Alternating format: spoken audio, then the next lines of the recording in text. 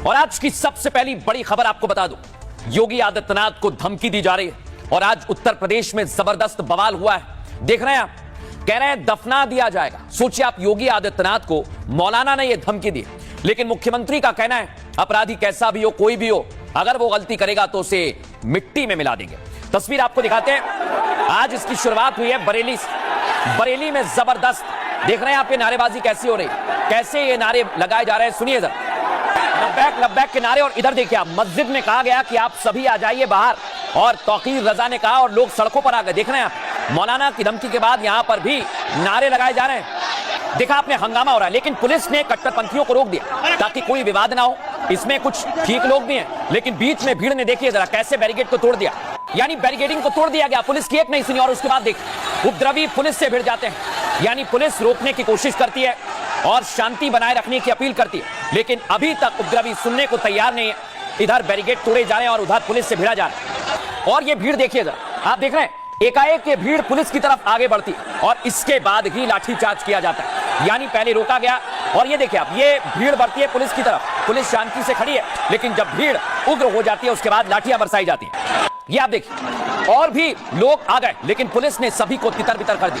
ये भीड़ उग्र हो सकती थी, लेकिन उससे पहले यूपी पुलिस ने लाठीचार्ज कर इन्हें भगा दिया।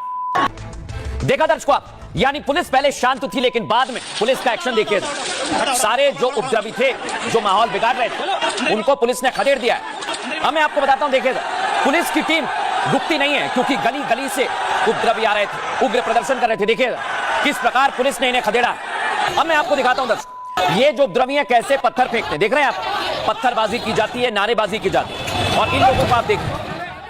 अब मैं आपको दिखाने वाला हूं, इन सब के बीच योगी कार्रवाई कर रहे हैं और योगी आदित्यनाथ को दफनाने की और मारने की धमकी दी जा रही है, और यह भी महाराष्ट्र से धमकी दी गई है। योगी के उत्तर प्रदेश में बड़ी साजिश की चिंगारी भड़क रही है। मुख्यमंत्री के खिलाफ भाईजान को भड़काया जा रहा है, भड़काऊ तकरीरें दी जा रही हैं, जिसका ट्रेलर बरेली में दिखा और पूरे शहर में बवाल हो गया। मौलाना ने मंच से योगी आदित्यनाथ को ललकारा और भीड़ योगी फोर्स से पंगा लेने पहुंच गई। इस दौरान फायरिंग भी हुई, जिसमें कई पुलिसकर्मी घायल हो गए। कुछ लोग ऐसे थे जो सड़कों पर बाहर आके नारेबाजी कर रहे थे और पुलिस द्वारा उनको वापस भेज दिया गया है। जो कुछ आपाती को चिन्हित किए गए थे, वीडियोग्राफी फोटोग्राफी की गई थी, उनकी गिरफ्तारी सुनिश्चित की गई है, उनकी विधिक कार्रवाई की जा रही है।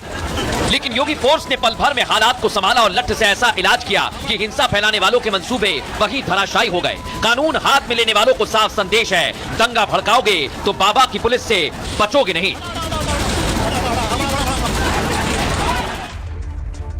देखा कैसे मुख्यमंत्री योगी आदित्यनाथ और उनकी पुलिस ने सबक सिखाया, लेकिन आज हुआ क्या है पूरी जानकारी आपको देता हूं, पूरी खबर बताता हूं। जुमे की नमाज के बाद भीड़ मस्जिद के बाहर इकट्ठा हो गई। शहर के अलग अलग इलाकों में पोस्टर लेकर कई लोग उतरे। इस दौरान कुछ शरारती तत्वों ने तोड़फोड़ शुरू कर दी। शहर की गलियों से पुलिस पर पत्थरबाजी हुई। पुलिस ने बचने की कोशिश की, लेकिन उपद्रवी नहीं माने और पुलिस को चुनौती देने के लिए धार्मिक नारेबाजी करने लगे, जिसके बाद इलाके में माहौल तनावपूर्ण हो गया और हिंसा की मंशा से आए कट्टरपंथियों पर काबू पाने की कोशिश की गई। लेकिन जब बवाली नहीं माने तो फिर पुलिस ने लाठीचार्ज किया। किसने भड़काया?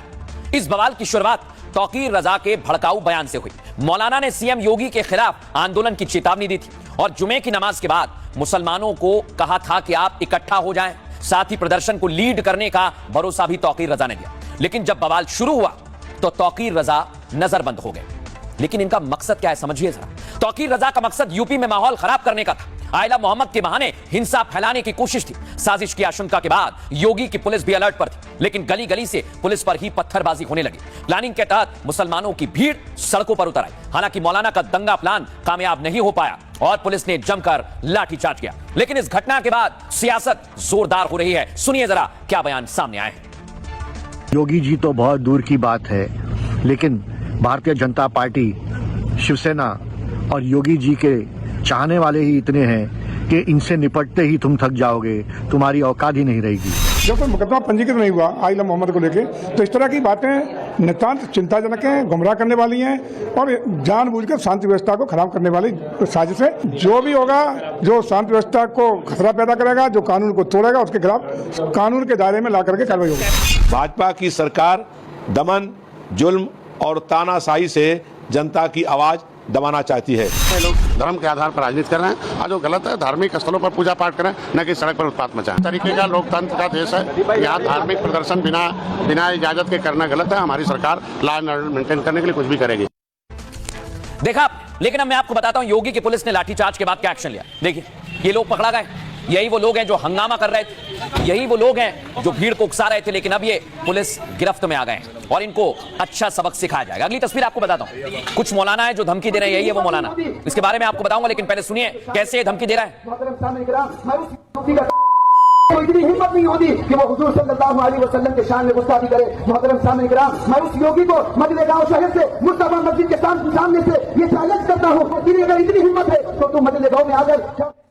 अब मैं आपको तस्वीर दिखाता हूं। एक तरफ असद उद्दीन ओवैसी है जो इस प्रदर्शन के सपोर्ट में है, दूसरी तरफ मौलाना तौकीर रजा जो लोगों को भड़का रहे थे। लेकिन सवाल यही कि आखिर क्या इन लोगों के भड़काने की वजह से बरेली का माहौल खराब हुआ है? अगली तस्वीर आपको दिखाता हूं कैसे एक के बाद एक जगह जगह प्रदर्शन हुए। इसकी शुरुआत कानपुर से हुई, कानपुर के बाद देश भर में इस तरह का मूवमेंट चलाया जा रहा है, लेकिन इसी मूवमेंट में कई लोग हैं जो इस समय आ गए हैं और माहौल को खराब कर रहे हैं। लेकिन अब मैं आपको बताता हूं कि कैसे टारगेट पर लिया जा रहा है। मौलाना आयला मोहम्मद के नाम पर धमका रहे हैं। महाराष्ट्र में सीएम योगी के खिलाफ भड़काऊ बयानबाजी हुई। मौलाना ने मंच से मुख्यमंत्री योगी आदित्यनाथ को खुली धमकी दी। मौलाना ने सीएम योगी को दफनाने की धमकी दी। मुख्यमंत्री योगी आदित्यनाथ के खिलाफ काफी अपशब्द कहे गए। धमकी देने वाले शख्स ने बीड आने की चुनौती दी। मौलाना ने कहा योगी आएंगे तो दफना दिया जाएगा। इधर ओवैसी और तौकीर रजा जैसे नेता विवाद को तूल दे रहे हैं। तौकीर रजा ने तो बड़े आंदोलन की चेतावनी भी दी थी, तो ओवैसी भी आई लव मुहिम को बढ़ाने की बात कर रहे हैं, जिसके समर्थन में अखिलेश समाजवादी पार्टी आ गए। अखिलेश यादव ने पुलिस के एक्शन पर सवाल उठाया। आप सोचिए जरा, अखिलेश यादव ने कहा ताकत का इजहार कमजोरी की निशानी है, सरकार लाठीचार्ज से नहीं सौहार्द और सद्भाव से चलती है। अब इसे लेकर तमाम आरोप लगाए जा रहे हैं, लेकिन कैसे अलग अलग तरह की तस्वीर सामने आ रही है और योगी आदित्यनाथ को क्यों टारगेट पर लिया जा रहा है, मैं आपको दिखाता हूं। क्यों टारगेट बने योगी आदित्यनाथ, क्यों धमकी दी जा रही है? क्योंकि उन्हीं के कार्यकाल अयोध्या में राम मंदिर बना और खुद योगी आदित्यनाथ उसका काम देख रहे थे।